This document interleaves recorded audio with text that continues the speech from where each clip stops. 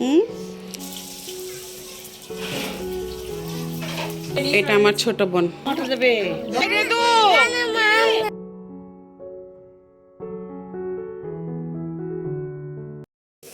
মনে হচ্ছে ছোটখাটো একটা বিয়ের আয়োজন, তাই না? রাজশাহীর আলু ঘাটি বানেই কিন্তু স্বাদে সেরা। খালা কালকে কি খাবার খেয়েছি বলেন?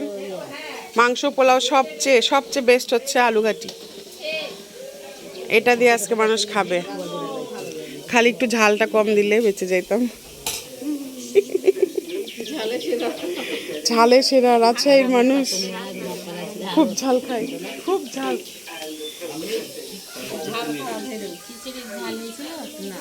না, আমাদের জন্য বেস্ট, কিন্তু আমার বাচ্চা দুইটা পারেনি দেখে একটাতে ডিম খাওয়ালাম, একটাকে ডিম খাওয়ালাম।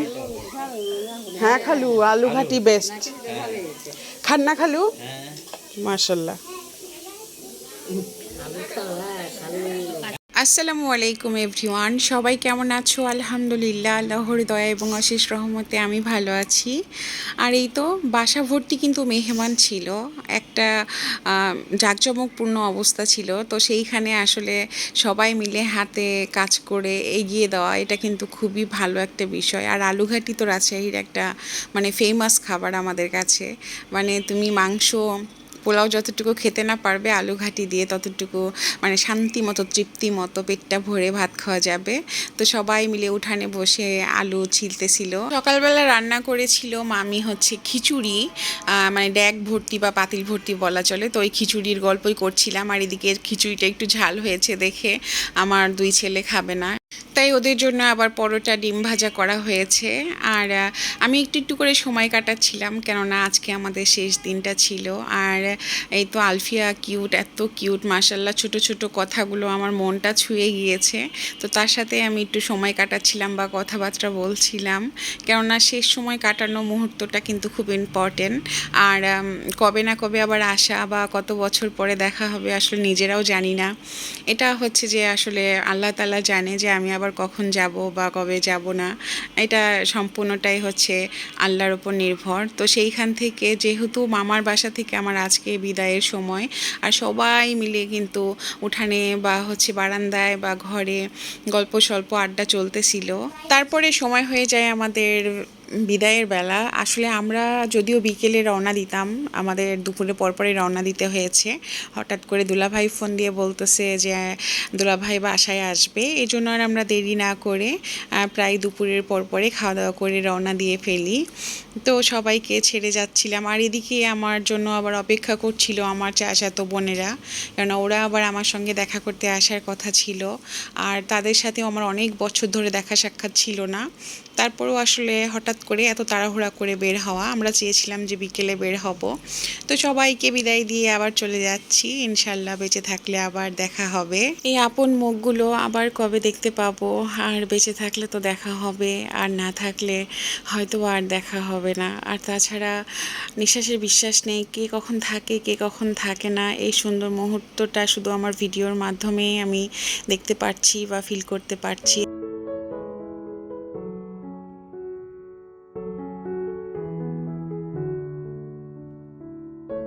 এই তো তারপরে আমরা আমাদের বাড়িতে চলে এসেছি, আর এসে দেখি হচ্ছে যে অনেকগুলো বোন জামাই, আর একটা বোন তো চলেই যাচ্ছে, এর নাম হচ্ছে আশা।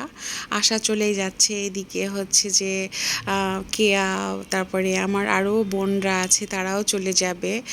আমি তাদের সাথে একটা ঘন্টা সময় কাটাতে পারি নাই, অথচ অনেক ইচ্ছে ছিল যে আমরা একসঙ্গে অনেকগুলো সময় কাটাবো, সারা রাত মিলে গল্প করব, কেননা অনেক বছর পরে দেখা তাদের সাথে আমার। এত খারাপ লাগছিল যে আসলাম আর তারা চলে যাচ্ছে একে একে। আসলে যার যার সংসারের ঝামেলা থাকে এবং যার যার সময়, সব কিছু মিলিয়ে আসলে যদিও আমি এসেছিলাম ঈদের সময়, তারপরও তাদেরকে আমি কাছে পেলাম না। যতটুকু শুধু পেলাম শুধু চোখের দেখাই বলা চলে। এটা আমার ছোট বোন কেয়ামনি।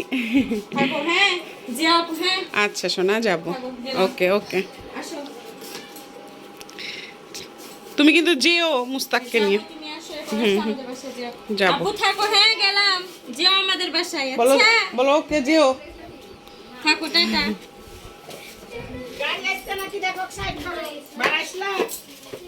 দাঁড়াবে ভিতরে।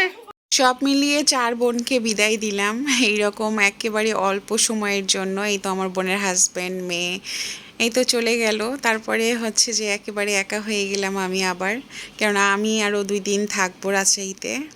আমার ছেলে এইখানে একটা ড্রেন আছে, আমার ছোট বাচ্চা এই যে আজান, ও এখানে পড়ে গিয়েছিল, কি অবস্থা আল্লাহ শুধু নিজ হাতে বাঁচিয়ে দিয়েছে।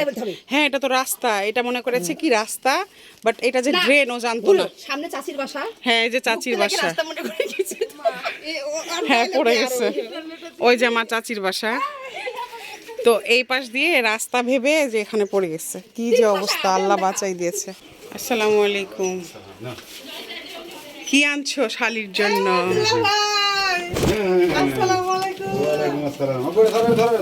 মেয়েকে দিবাই না?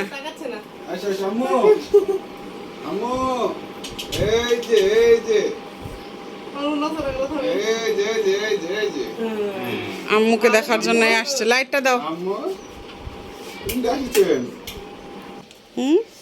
কোথায় কোথায়? খালি আমাদেরই হলো না, না শোনা।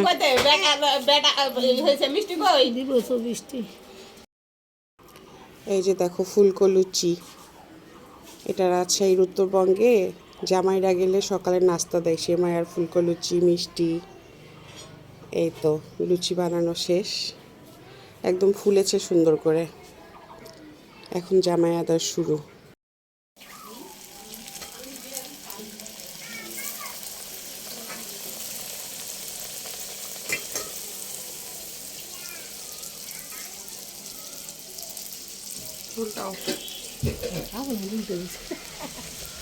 ম্যাজিক।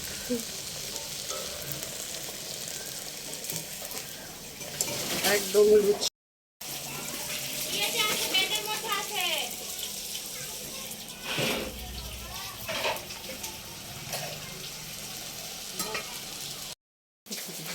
ম্যাজিক ম্যাজিক ম্যাজিক, একা একাই উল্টে যাবে। ম্যাজিক দেখো, দাঁড়াও দাঁড়াও দাঁড়াও, অপেক্ষা অপেক্ষা অপেক্ষা, একা একাই কীভাবে লুচি উল্টে যায়। রেডি 1 2 3।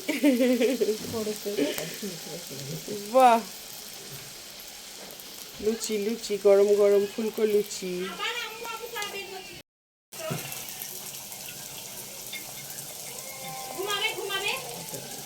একা একাই উল্টে যাবে। রেডি 1 2 3। এই তো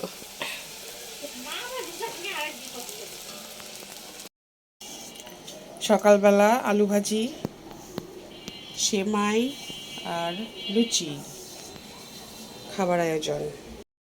বাবা এটাকে লুচি বলে, পরোটা না, লুচি।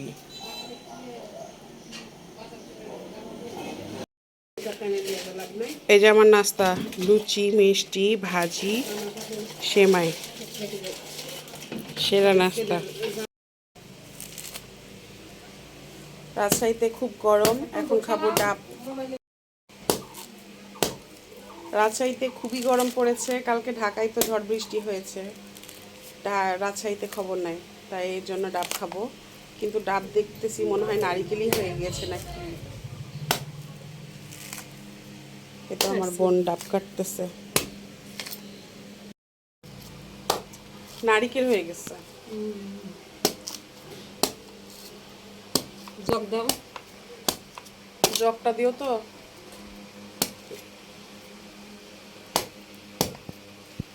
ডাব কে কে খাবে? আজু ডাব খাবে? আজান ডাব খাবে? হাসা এরকম হয়ে গেছে কেন? হাসাতে দান নাই। আরেকটা গিয়েছে, আরেকটা বটি।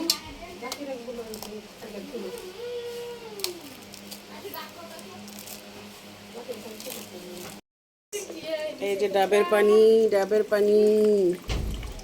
ডাব কে কে খাবে? আজান আসো। ডাব যাই কাটতেছে, শুধু ও খাবে আর আমি, আমার বোন আর আমি, তোমরা নাই, যাও।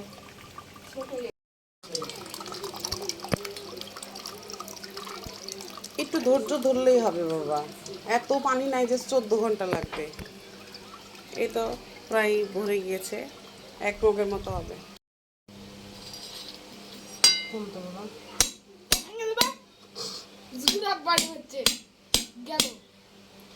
কি ভাঙবে?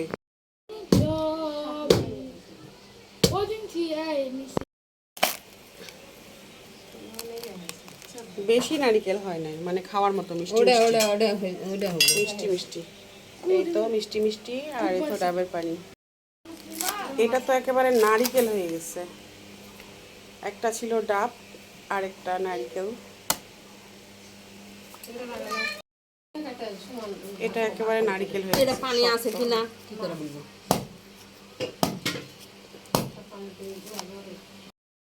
দেখা যাক ডাবে পানি আছে না নারিকেল আছে। কাটাই যাচ্ছে না, হাইসা ভালো না। রাজশাহীর হাইসা ভালো না। দেখা যাক কি আছে। সোনা না রূপা? সোনা না রূপা? আল্লাহ, সোনাও নাই রূপাও নাই, নারকেল আছে। নারিকেল আছে। দেখা যাক নারিকেল আছে কি। নারকেল আছে খাম।